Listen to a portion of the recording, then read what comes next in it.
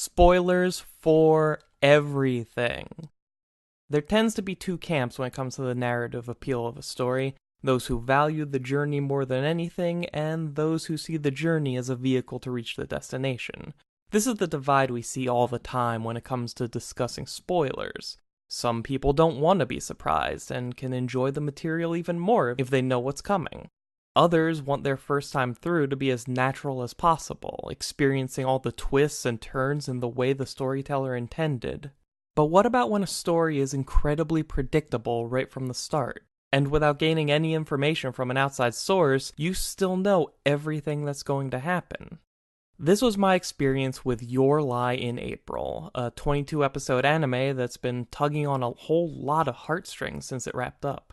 The show follows main character and musician Kosei, girl next door Tsubaki, sports friend Watari, and new girl musician Kaori.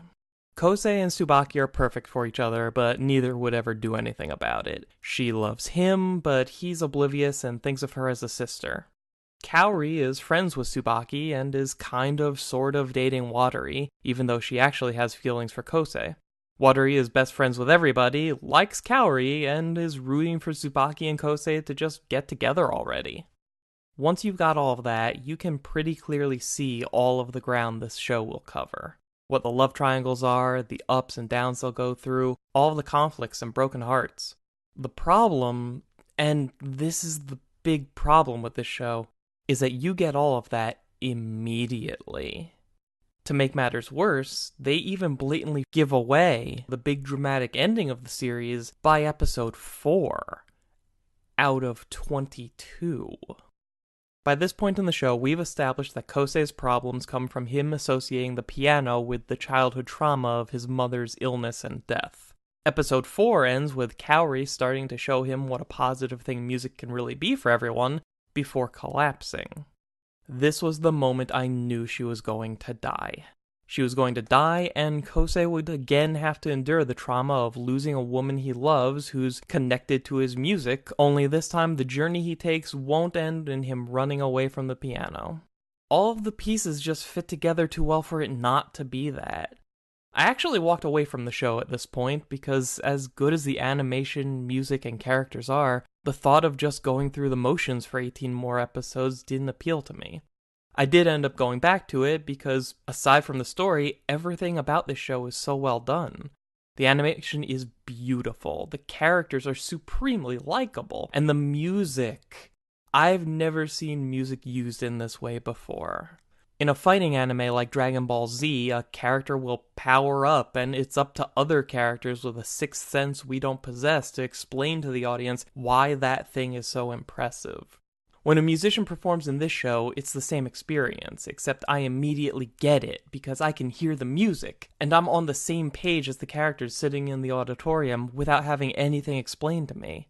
They do explain it on a technical level from the perspective of someone who knows everything about the mechanics of playing a piece of music, but that really just reinforces what you already know just from listening to them play. There are albums out there of the music for this show. I highly recommend checking them out.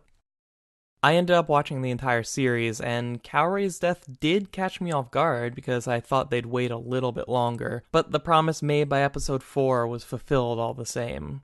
It's a little disappointing that the show just sort of trails off at the end. Up to the moment of Kaori's death, a lot of time had been spent talking about where everyone's lives were going to go, what schools they'd pick, who'd be moving away, that kind of thing. It all came to nothing.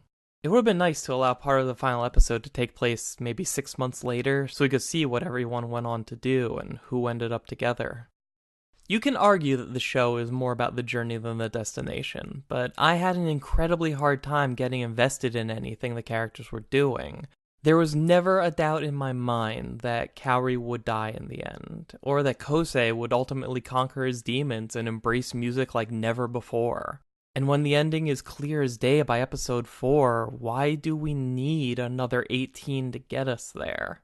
And if you're going to give us that many episodes, why not spend less time on the super predictable stuff and devote more time to what the other characters are doing? I didn't even mention the rest of the supporting cast before now because their stories go nowhere and disappear just like any talk of the main cast's futures. I'm also not really sure what the point of the titular lie in April was. Kaori liked Kosei, but got into their circle by saying she liked Watery. Why? Why use Watery as a smokescreen at all? Why not just start talking to Kosei and see what happens? Was it to spare Tsubaki's feelings? That's all I can figure, but they didn't make it very clear. It ends up feeling like a surprise twist that fell flat because you saw it coming from the beginning. You don't get to spend 22 episodes blatantly showing me that these two characters are in love with each other and then treat it like a big reveal that they're in love with each other.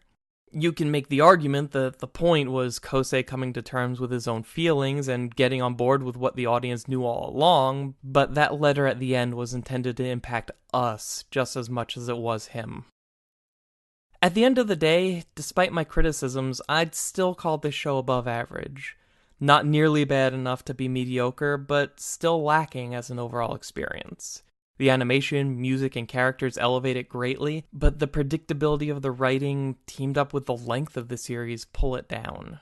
I'm also left with the overwhelming feeling that this show just came around at the wrong point in my life. I'm in my early 30s, and the main cast is around 14 or 15. If I saw this when I was closer to that age, going through those weird formative years, and got to experience these themes delivered by characters like me in this level of production quality, I could easily see this show meaning a lot to me. If you know someone around that age that likes anime and hasn't seen this already, show this to them. It might hit all the right notes. Likewise, this might also be a good series to show someone older whose only exposure to anime is something like Pokemon or more violent shows. And while 32-year-old me didn't respond well to the narrative of the show, I liked enough elements of the overall package that I'd love to see this team do something else in the future.